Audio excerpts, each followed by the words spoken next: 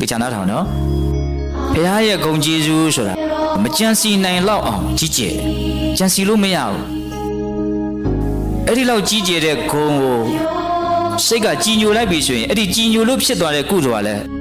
အစိမ့်တရားဖြစ်သွားတယ်မကြံစီနိုင်ဘူးတဲ့ဂုဏ်တော်ကမကြံစီနိုင်လောက်အောင်မြင့်မြတ်တယ်အဲ့ဒါကိုစဉ်းစားရင်ဖြစ်တဲ့ကုသိုလ်ကလည်းမကြံစီနိုင်လောက်အောင်ကြီးကျယ်သွားတယ်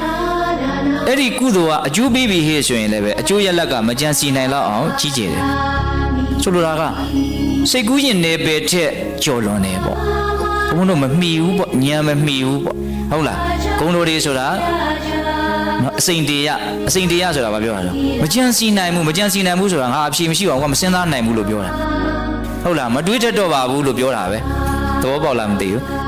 အစိမ့်တရားဆိုတာဘာလဲတွေးကိုမတွေးတတ်တော့ဘူးဉာဏ်မမီဘူးဟုတ်လားအဲ့ဒီလောက်ကြီးကျယ်တဲ့ဂုဏ်တော်ကိုကကြည်ညိုရင်ဖြစ်တဲ့ကုသိုလ်ကလည်းအစိမ့်တရားဖြစ်တယ်ကုသိုလ်ကအစိမ့်တရားဆိုရင်အကျိုးရလက်ကလည်းဘာဖြစ်မှာတော့အစိမ့်တရားပဲအဲ့ဒါဓမ္မကိုလည်းအဲ့ဒီတိုင်းနားလည်ရမယ်ဓမ္မကလည်းဂုဏ်တော်ကအစိမ့်တရားပဲနော်အရိယာတန်ခါဖြစ်သွားပြီဆိုရင်အရိယာဆိုတာအဖြူရှင်တန်ရှင်းတဲ့ကိလေသာကိုသူ့ရှင်းတဲ့သူပယ်တတ်နိုင်တဲ့တန်ခါပေါ့နော်အရိယာတန်ခါဖြစ်သွားပြီဆိုရင်လည်းသူ့ရဲ့ဂုဏ်ကလည်းမကြံစီနိုင်လောက်အောင်ကြီးကျယ်တာပဲ